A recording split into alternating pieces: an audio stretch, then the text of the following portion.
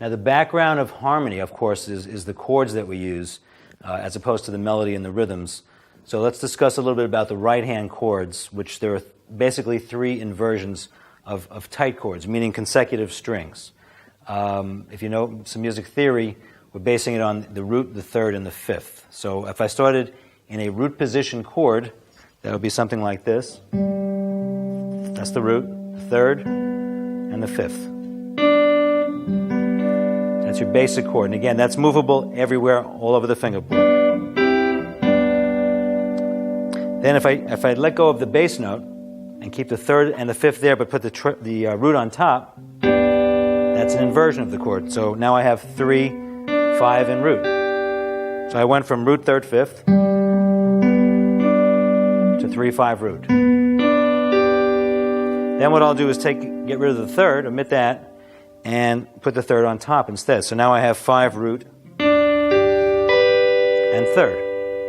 So I'm going from here to here to here. And if you had 1,000 strings, that shape would continue all the way through the neck, again on both sides. So basically it's just this. And what I usually do is I play it this way, the first chord. Just swivel, put your second finger there for the root. Keep the root there, kind of swivel your hand around, and puts you in this position of the next chord. So basically you're getting 3 chords for the price of 1 once you learn that shape. Now if you're playing a minor chord, of course, you flat the third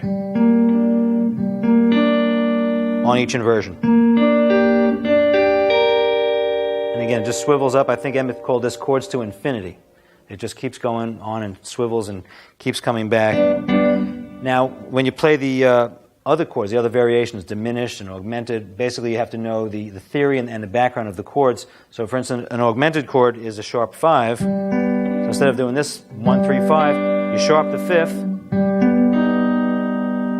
and you do it accordingly. So any chord that you want to do, diminished, augmented, suspended, just take your basic major chord, which is those 3 shapes, and alter the 5th or the 4th, whatever has to be altered.